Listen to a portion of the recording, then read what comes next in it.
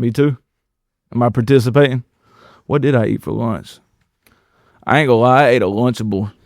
That's valid. That's valid. Which one though? Yeah, for which Just the ham and cheese ones. I was in a hurry. Nah, ham and cheese is the best. Yes, sir. Yes, sir. We back. Another day, another problem. But guess what? Still I Welcome to rise. the Life on Shuffle podcast, a collection of stories about people who have taken chances, embraced the unexpected, and inadvertently discovered their true passion. Today we are featuring Wade Nichols, popularly known as the Kid Wade, a rapper from Lenoir, North Carolina. We're also joined by Xander, Forrest, Diana, Beyonce, and Josh Cooper. The Kid Wade is a rapper, influencer, and community leader native to Caldwell County. He uses his platform as a music artist to help locals in the area. Welcome to the show, Wade. Hey, thanks for having me, man. It's an honor to be here. So just to get things rolling with our first question here, could you give our listeners a quick introduction to who you are? What's up, y'all? It's the Kid Wade. For those of you that don't know, I am a rapper from Lenoir, North Carolina. I'm also a social media influencer. You know, I'm very active in the community. We always try to give back to Caldwell County anytime we can. You know, the music's what got everything started, but now we're branching off into other stuff. So y'all just follow me on all platforms, man, and enjoy the ride. Yeah, so on that note of helping out the community, so I know you know what this is, but just for the listeners who don't, last Thanksgiving you hosted the Homie Thanksgiving in downtown Lenoir. So you hosted a Thanksgiving and had free food and everything for anyone who needed it. So like what motivates you to do stuff like that? Stuff that helps out the community. Well, the homie Thanksgiving's a tradition that we've been doing for years. Like, all the homies get together to eat together, you know what I mean? Because a lot of friends ain't got families to eat with, so we always did the homie Thanksgiving. So it's like anyone can pull up and eat with us. Like, usually it was like our friends, but this year I wanted to open it to like everybody, you know what I mean? So we did the homie Thanksgiving as a music event.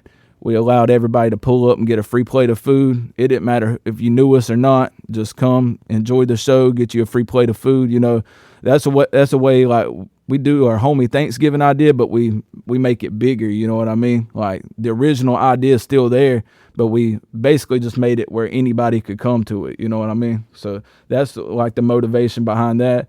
And I grew up in Caldwell County, man, and I've been like not a good influence for part of my life. So I'm trying to, give back and show people that you can turn your life around and do positive things. You know what I'm saying?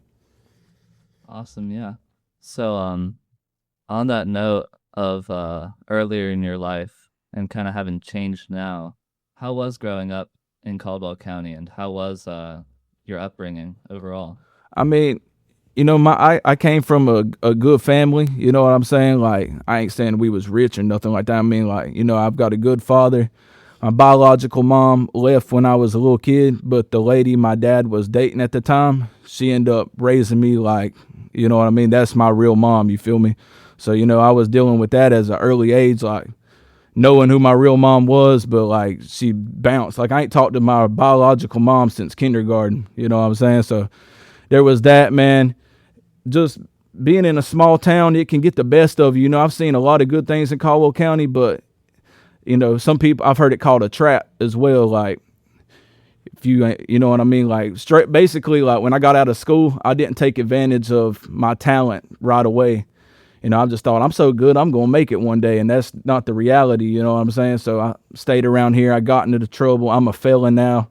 I've been to jail. I'm lucky I ain't went to prison. You know what I'm saying? So that's kind of how, I ain't going to say it's Caldwell County's fault. I feel like not being a lot of things to do around here and being bored, you get into stuff you shouldn't have. That's why now I'm trying to do events around here, give people something to do, something to be a part of, man. You know what I'm saying? So what you mentioned about the trap, like some people call living in Caldwell County or a small area like this a trap. Yeah. So do you feel like, having your music and being a rapper, it kind of helped lift you out of that trap and escape? Oh from yeah, there? most definitely, man. we started doing shows heavy back in 2023 and traveling, getting out of Caldwell County and going and seeing all these other places and performing all over. That like got my mind focused on more of like, which, you know, I got back on, can we cuss? I don't want to cuss.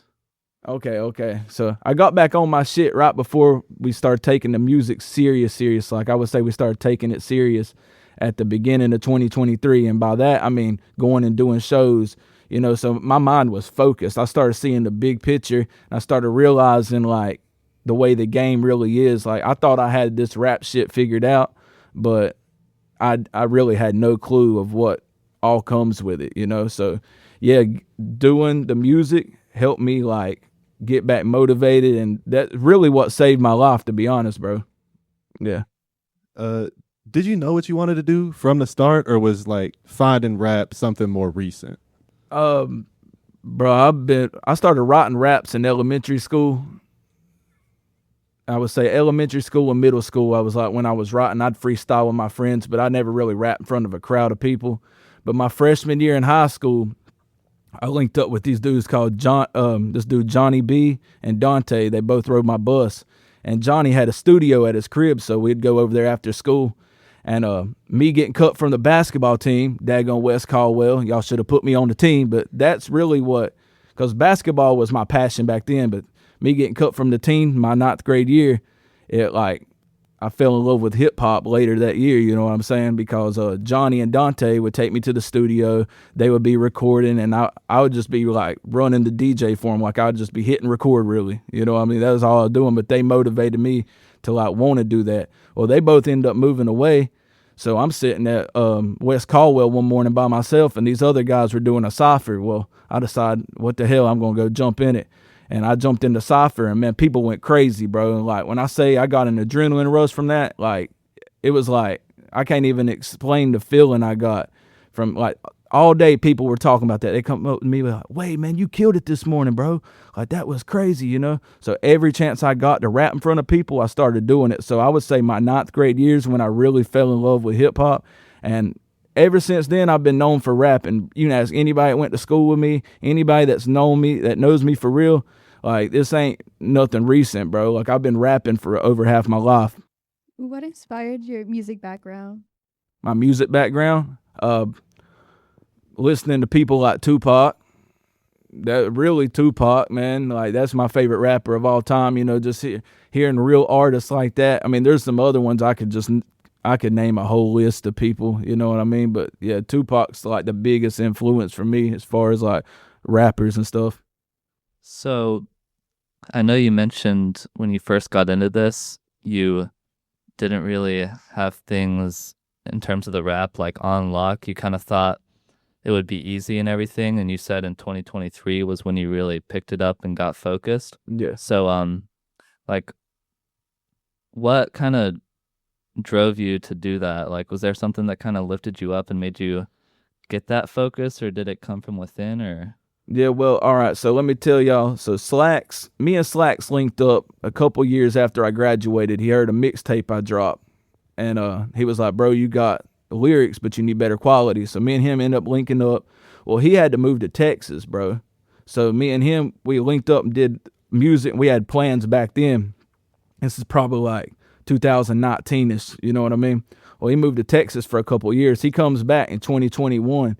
So Slacks wasn't even around. That's who was producing all my music. So things kind of went to a halt, you know what I'm saying? So when he came back around, we ended up linking back up, you know what I mean? I was dealing with, when he moved away, bro, that was probably like some of the worst years of my life, because I was just, you know, I was battling addiction. I was going through all kinds of crazy shit, bro. So when he came back, me and him linked back up. We kind of got back on track, you know what I'm saying? And at the end of 2022, we shot a music video for Where Do We Go From Here. That's actually a mixtape. Y'all can stream it everywhere. It's called Where Do We Go From Here. It's me and Slacks on every song. But the song Where Do We Go From Here, we shot the music video for it at the end of 2022. Then at the beginning of 2023, we started shooting videos. I mean, we went crazy with the visuals, man. That's something I always wanted to do, was like get my own music videos done. So we definitely did that. And yeah, that's really what got me back on track, though, linking up with him. he found the first show we went to in Charlotte, and ever since we started doing the shows in Charlotte, it just branched out everywhere. We're going to Chapel Hill, Myrtle Beach, Raleigh, everywhere in the triangle, you know, Raleigh, Durham, and Chapel Hill, performed in all them places. Like, basically, about every big city in North Carolina we performed in. But that's what got me back on track right there, was linking up with my brother. And, you know what I mean? And back then it was called Legacy Productions. When me and him linked back up this last time, we decided to change the name to the Legacy Family, and I'm half owner of it. You know what I'm saying? Because it's an official LLC. It's a real business. You know, we run a studio, we do video work, you know, all kinds of stuff. So how exactly did you meet Slacks, and how long have you known him? Slacks reached out when I dropped the first Straight Smoking tape. Like, we had, being a rapper in Caldwell County back then, there wasn't hardly, I maybe can name 5 people that did it, that they were just like freestyling and stuff. Not many people even made music back then. So like, just hearing of other rappers, you know who they are, you know what I'm saying? Especially back then. So we had heard of each other, but when I dropped my first Straight Smoking tape, now I've dropped 3 Straight Smoking 2, and Straight Smoking 3. Well, the first one I dropped, Slacks had heard it, and he messaged me on Facebook. He was like, bro, you got lyrics, man, but you need better quality, you know what I'm saying? So I was like, bet, I'll pull up on you if you can produce me. So that's what happened. I pulled up on him, and instead of paying him per hour, right off the gate, I said, bro, I want to do a whole mixtape. How much would you charge me for a whole mixtape? I think he said like $200 or $300. I can't remember the exact price. It was somewhere in that ballpark, you know. And after we recorded that first mixtape, man, we just got close, bro. I ain't gonna lie, man. Bro was like, one day he asked me for some weed, and I was like, I got some, bro. And we smoked, and I mean, it might sound crazy to y'all, but like, we smoked, and then we just became friends, bro. We started smoking and making music, and like, you know what I'm saying? Like, that was the beginning of mine and Slack's friendship right there. Awesome. Yeah. So what you mentioned a moment ago about playing shows all over the state, like around the Triangle and Myrtle Beach and other places. So a lot of people, especially artists and rappers, I feel like they dream of kind of making it big and then leaving their hometown, you know, making it big and then moving to a big city or something. So what kind of makes you want to stay here and like keep repping Lenoir in the Caldwell County area?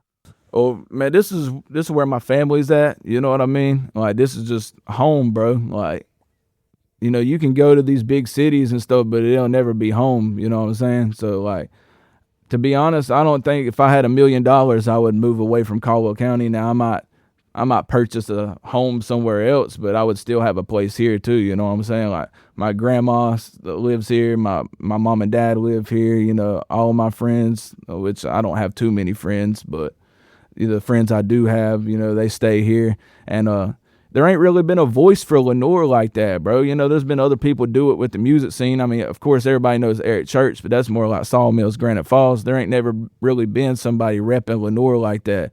So, you know, that just gives me motivation in itself to, like, put Lenoir on the map, man. Be the one that actually don't sell out, bro. You know, no matter how successful I get, like, I'm going to always rep Caldwell County, you know what I mean? Yeah, I respect that. Was faith always a part of your life, or did you have like a moment that turned you into going into your faith? Yeah, I mean, I'm a Christian. I've always believed in God, you know, ever since I grew up in church. Like, my grandma and grandpa always took me to church. I went to Vacation Bible School every single year. Vacation Bible School at Union Grove Baptist Church. That was like the highlight of the summer. So yeah, it's always been part of me, you know. Like, there's been times where I haven't been the best Christian, and even to this day, I wouldn't say I'm the best Christian, but I do believe in God, and I do have faith, you know. So yeah, it's always been a part of me. So, just because our target audience for this podcast is like younger people who are trying to figure out what to do, so did you ever go to college or think about it, or what was your whole deal with that? Yeah, I went to college and got that check and dipped out. No, I'm just playing. Don't do that. Do not do that. If y'all listen to this, do not do that. Go to college, because that's one of the biggest regrets I have in my life, is not going to college. I mean, I went for like 3 months, and like I said, I got that We might want to cut that out. They might hit me with a daggum some bills after this podcast. No, I'm just playing, but for real, don't do that. Stay in school.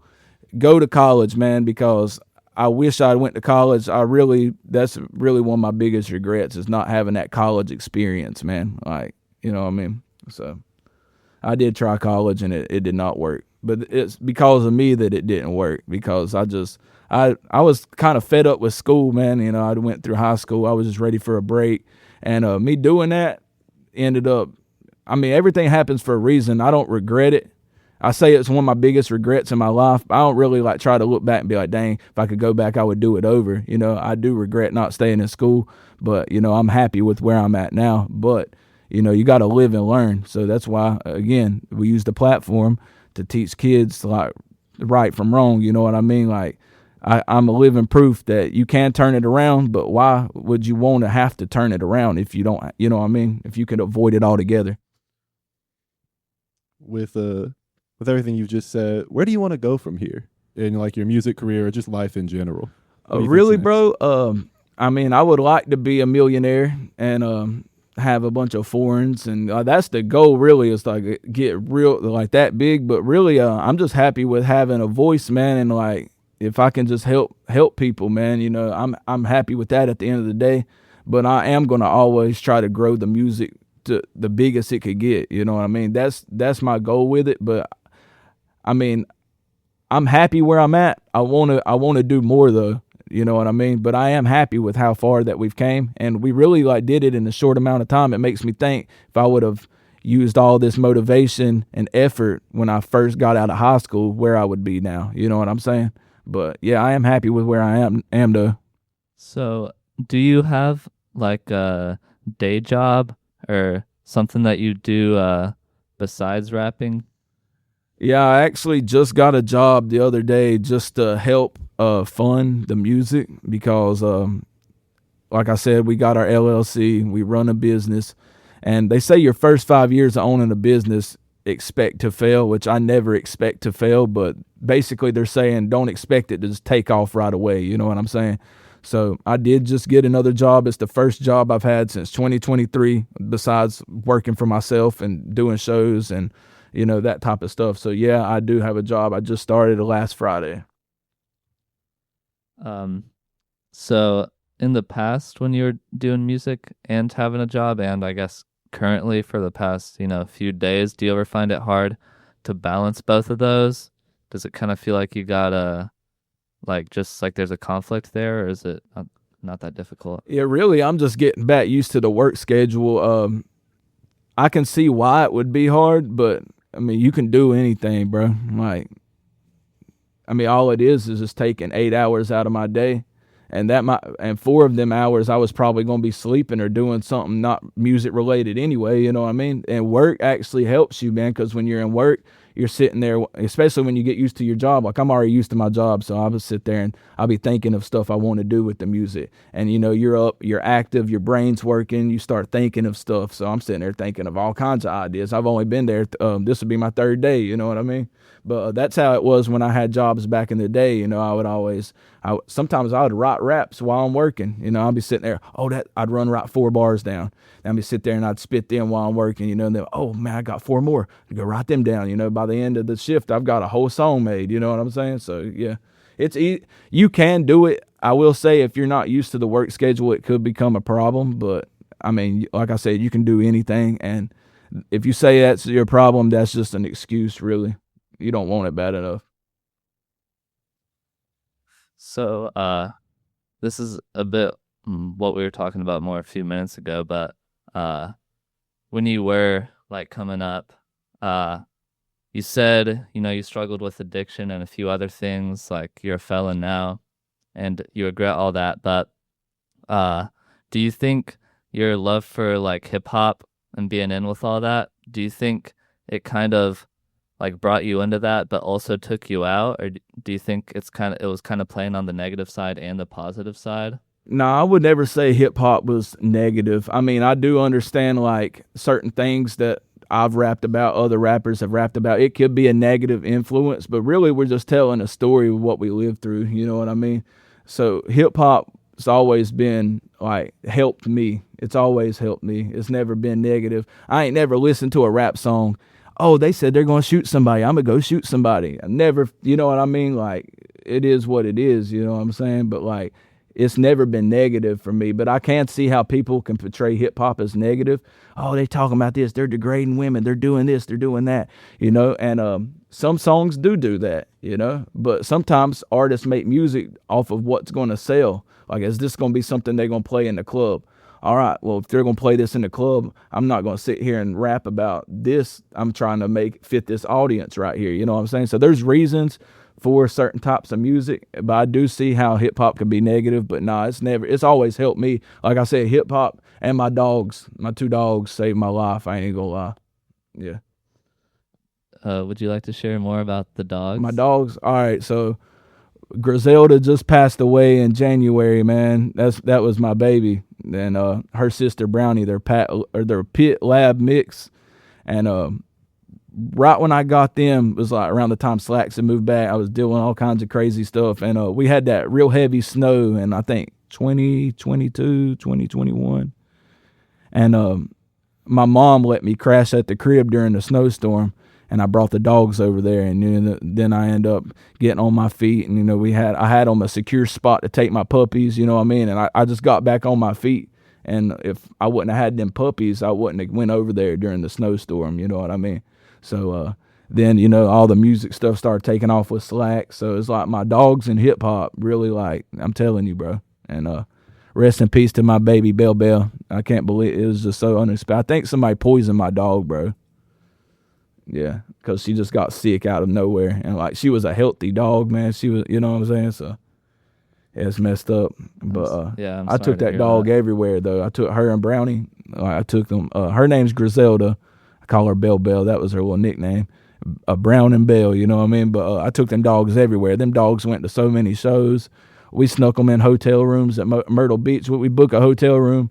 You get there and they just have no animals. And I swear to, like, the website said that you could have animals. I don't know. I always had that look. I'd go in there and be like, no animals.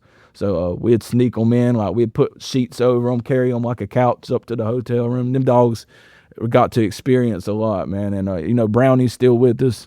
So I've been trying to just give her all the love I can since Griselda passed away,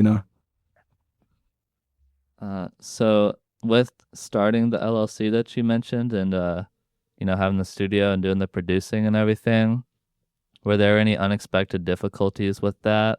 Or could you just share a little bit more on how that went, starting the business? Yeah, basically, man, so we just went through this DJ Chuck T. He set up the LLC and everything for us. We just had to pay whatever he was asking. But it was really just about going and doing it. Like, I thought it was going to be harder than what it was. We just hit him up. He set everything up. We set up our business account and everything. But I would say the hard part is just like dealing with the downtimes, man. Like I said, the first few years you own a business, they tell you it's probably not going to be as successful as you had envisioned. Just dealing with that and not letting it discourage you, bro. Just like I said, dealing with the downtimes. That's the hardest part. You've mentioned your homie Slacks, and I know you and him have a series. You're trying to review every burger in North Carolina. Yeah. And I'd like to know what inspired that love of burgers. Is there anything behind that? Man, I've always loved burgers, bro. I've always loved burgers. And so we started doing food reviews because our buddy Eric 828, y'all know Eric, he does all the food reviews, he makes music and stuff. He's getting real big with it. Well, Eric, he come and do music with us and stuff. And he started doing the food reviews, and that inspired us to do the food reviews. So shout out E828, he's one of the biggest influencers in this area, and he's a good friend of ours. So he helped inspire us to do the food reviews. And we wanted to do it our way though, so we started doing cheeseburger reviews. That's why we're the burger guys. We go everywhere and just eat cheeseburgers, man. And we started out doing the best burger of Caldwell County. And for those of you that don't know, Bubba and Mertz, the food truck, got the best burger in Caldwell County.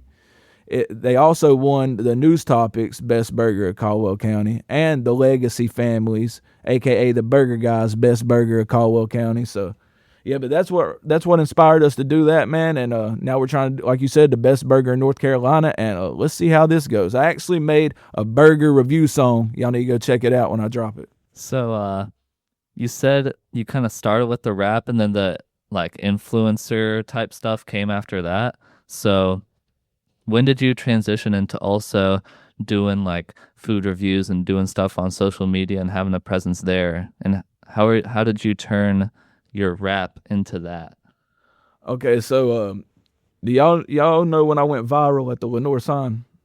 Yeah, so all right, I was posting content and stuff back then, but once I went viral, I got so many more eyes on me, bro. Like I was like, man, I gotta post a lot more. So I started posting more, and then I started realizing like, not everybody's a fan of hip hop, so that's why like I try to post as much diverse content as I can. So you might not be a fan of my music, but you might like seeing us eat cheeseburgers, or you might like the skits we post, you might like, I might, you know what I mean? Anything, bro. If I only want to drop music content, I'll do that on the Kid Wade Facebook page or my YouTube page. I've not dropped anything but music on my YouTube because that's a page that I want to stick to just music on. But as far as like my Facebook, my Instagram, and TikTok, I try to drop as many things as I can, man, because really like around here, people are nosy in Caldwell County. They like to know what's going on. So that's why if I see the police got somebody pulled over, I might record it if it looks interesting. Or, like I posted a street racer video on my Facebook, and this was a video I took 7 years ago, bro. And I just went through my Snapchat memories and seen it. I'm like, that's going to go viral. I posted it, did like 300,000 views, bro. You know what I'm saying? So just having that mindset, I never had that mindset before, or I'd probably post it years ago. I posted it on my Snapchat, so it saved to the stories. You know what I mean? Snapchat is clutch, man. I got so many memories that I wouldn't have that are on Snapchat, so. Awesome. So you really just had that one moment when you went viral, and then you just like jumped on that opportunity and diversified everything. Yep. And I will say, I still feel like I didn't do it quite right. I wish I would have dropped more.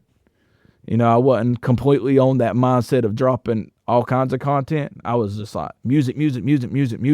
And that's good though, because the music started everything. But if I would have had the mindset of dropping other content, people want to see your personality too. They want to know, who is this artist? All right, I hear him rap about this. Well, why does he rap about this? And what else does he do? Is he interesting? They want to know stuff, man. So like that's right there is why I started doing all kinds of content, man. This might be the last question, so I just want to know, what's the best advice you have for young people trying to figure out what they want to do in life? Basically, man, chase your dreams, never give up. If you believe in yourself, you can do it, man. It's never too late. It's never too late to turn your life around and chase your dreams. Okay, well, thank you to the Kid Wade for joining us today. Oh, yep, sorry. Yeah, you can plug all your socials real quick. I was just y'all gonna think, how is this dude don't even know his own TikTok? I think it's the Kid Wade official. Yeah, okay. All right, so on TikTok, the Kid Wade _official. On IG, I'm the Kid Wade, _kid_Wade. Everything else is the Kid Wade. You just can Google the Kid Wade and it'll pop up, man. The Kid Wade, THAKIDWADE. Like I said, you can Google me. You can find all my stuff there. You can look me up on Instagram. Anywhere you put the Kid Wade, you're going to find me. So you don't even have to worry about the Kid Wade official. You put the Kid Wade, it's going to pop up. But yeah, my TikTok is the Kid Wade official. So follow me on TikTok. You got any homeboys you're trying to put on the map? Anybody else you want to plug? Yeah, shout out, obviously, Slacks. You know what I'm saying? My homeboy Double O Jeff. That is as far as the Legacy family goes right now. We've been talking to a couple of people, about joining Legacy. I ain't going to drop no names right now, but they know who they are, so shout out to them. When we make it official, we'll come out and say it. But, yeah, Slacks and Double O Jeff, shout out to BMG's The Juice. He's the one who owns Studio Blue in Lenoir. That's the bro, you already know, man. man, there's a lot of artists that I could shout out, but we'd be here all day. But that right there is the big ones for me, for real, for real.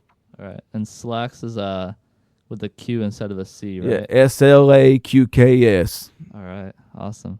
Okay. So, do you have any upcoming events in the community that you want our listeners to know about? Yeah, man. So, actually, we're planning a few other events right now, but we have the No Bad Days Cookout. It's coming up in June. We usually wait till around the beginning of June to pick the date because it's a cookout at Wilson's Creek, so we can kind of get the idea of the weather. It's really hard to predict what the weather's going to be, but it's always worked well the middle of June. So the No Bad Days Cookout is where we all get together at the river. We bring a bunch of food. Everybody gets a free plate of food. You just come have a good day on the river. It all started when we first did the No Bad Days music video shoot 2 years ago. So we continued the tradition last year by getting together at the river and having a bunch of food, But the original No Bad Days Cookout, we shot a music video. But ever since I did the first one, I was like, this is something I want to make a tradition and do every year.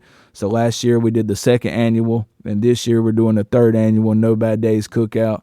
Last year, a lot of people couldn't make it because of the road, the damage up at Wilson's Creek, the main way in was damaged, so a lot of people couldn't make it, but we still had a great turnout. But this year I'm trying to go all out for it, man, and everybody's invited. If y'all want to come to the No Bad Days Cookout, pull up. The only rule is no bad vibes, no bad days. It says it in the name, good vibes only.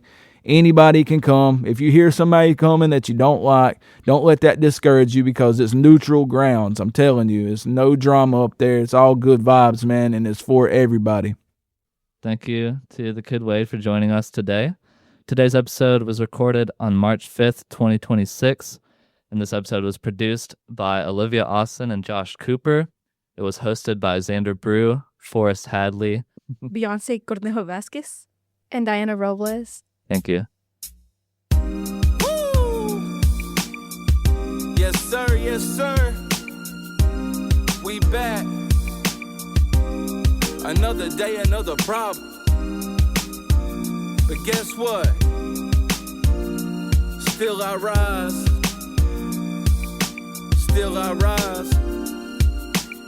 It all started when the kid was 5. My mama told me bye, she didn't need me in her life. But my pops was there to help me wipe them tears. He told me, son, don't cry, keep your head held high.